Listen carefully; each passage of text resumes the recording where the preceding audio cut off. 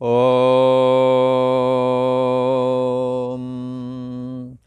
श्री योग वासिष्ठ के उत्पत्ति प्रकरण में राजा बोला, हे राक्षसी, देश काल और वस्तु के परिच्छेद से आत्मसत्ता रहित है। आत्मसत्ता ये इतना व्यापक है कि इसमें समस्त देश, समस्त काल, समस्त वस्तु, पद पदार्थ सभी इसी के अंदर में हैं। थोड़ी सी प्रक्रिया करके बताते हैं।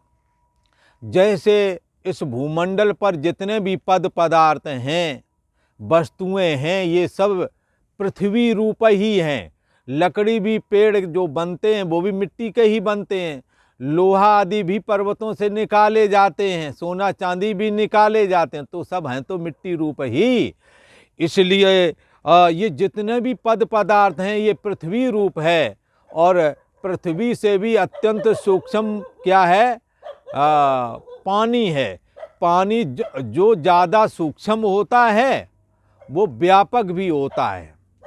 तो उदाहरण के लिए कहें कि जैसे ये पेड़ पर्वत आदि इनसे ज़्यादा व्यापक जमीन है, ऐसे ही पानी पृथ्वी से भी व्यापक है।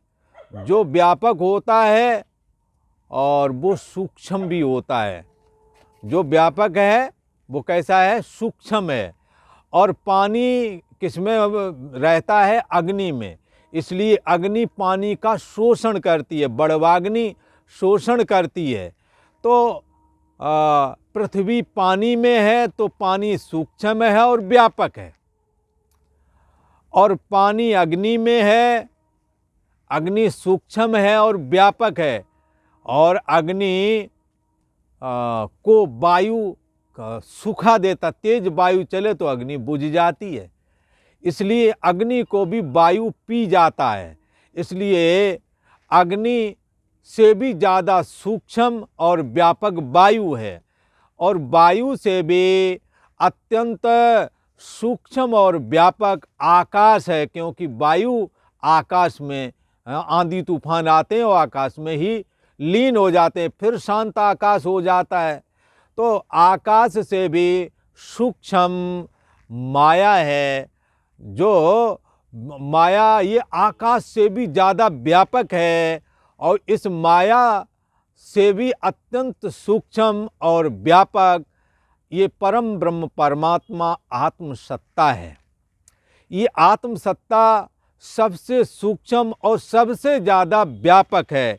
इसीलिए यहाँ श्री वशिष्ठ जी महाराज कहते हैं, हे राम जी, समस्त देश उसी चैतन्य सत्ता में हैं।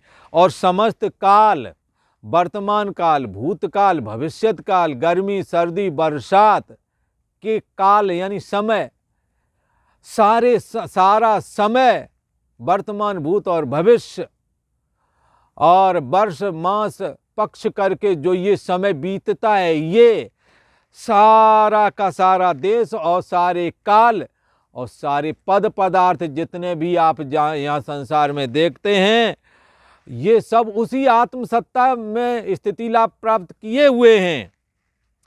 इसके बाद में भी वो व्यापक है। जैसे अनंत आकाश में ऐसे जन कितने ब्रह्मांड है, ऐसे पृथ्वी जैसे ग्रह जन कितने, फिर भी आकाश का अंत नहीं मिलता।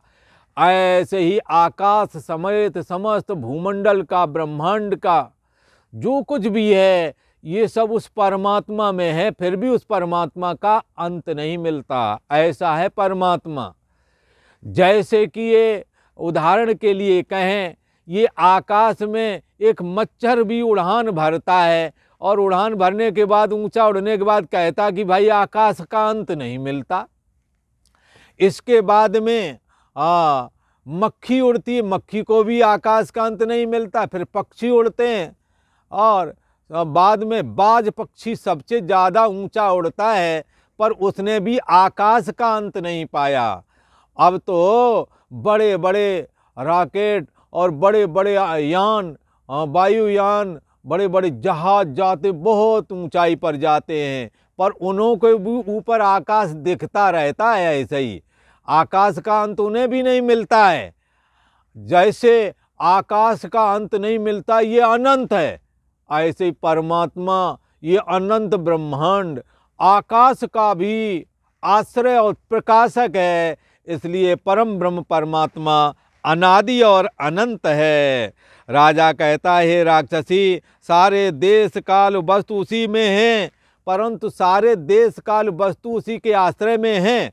देश काल वस्तु ना रहें तो भी आत्मा रहता है, परंतु आत्म सत्ता के बगैर देश काल वस्तु परछेद नहीं रह सकते। ये देखो, आकाश में मच्छी मच्छर और बाज पक्षी जहाज उड़ान भरें, ठीक है, आकाश के आश्रय में हैं ये सब, पर आकाश यदि ना हो तो ये कहाँ उड़ेंगे।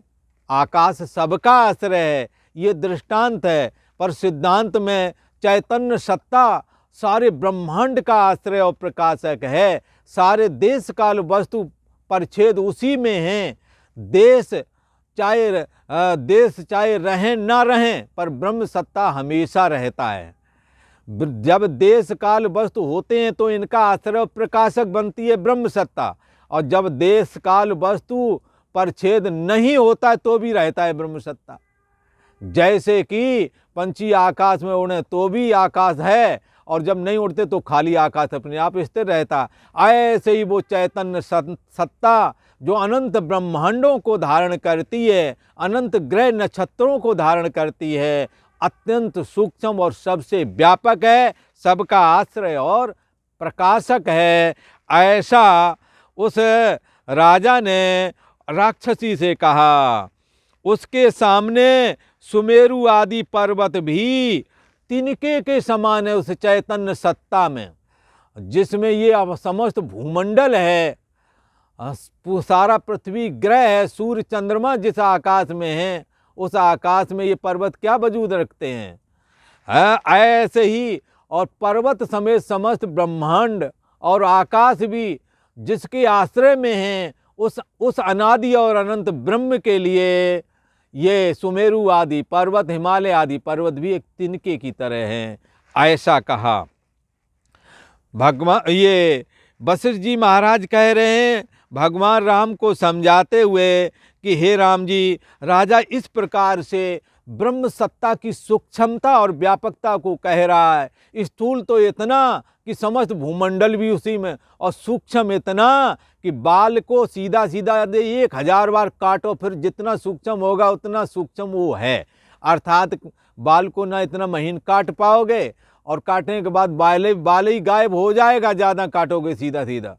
तो दृश्या त्वग्रेया बुद्धिया सूक्ष्मया सूक्ष्मदर्शिभिः, बाल के अग्रभाग के हजारों भाग से भी वो सूक्ष्म है, अर्थात उसको किसी यंत्र आदि से नहीं देखा जा सकता है, वो शुद्ध सत्ता मात्र है, ऐसा कहने का मतलब है।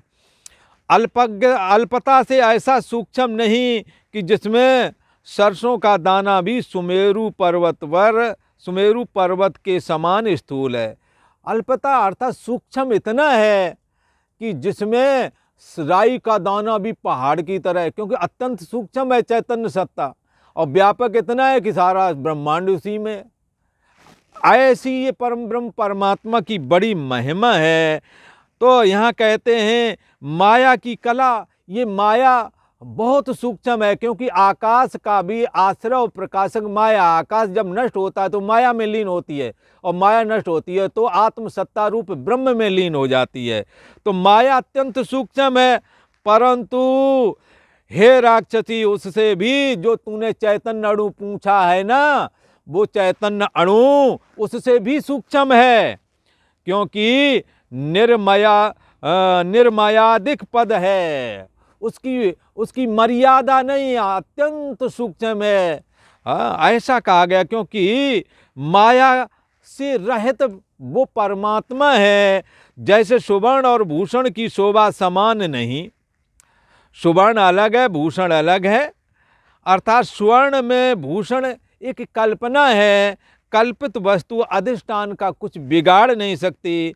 अधिष्ठान स्वतंत्र होता है, शतरूप है, परंतु भूषण आदि ये कल्पना है, ये समान कैसे हो सकते हैं। सोना यथार्थ है और आभूषण एक कल्पना है। ये समान कैसे हों? तैसे ही माया परमात्मा के समान नहीं, क्योंकि माया कल्पित है, परमात्मा के समान नहीं हो सकती। हे राक्षसी, जैसे सूर्य आदि सब अनुभव से प्रकाशते हैं, इनका सद्भाव कुछ नहीं, ये उसी प्रकार से उस सत्ता से ही इन सब का प्रकट होना कहा गया है। सूर्य चंद्रमा आदि भी उसी की सत्ता से प्रकट हुए हैं। और आगे का प्रसंग अगले वाले एपिसोड में सुनेंगे। आज इतना ही।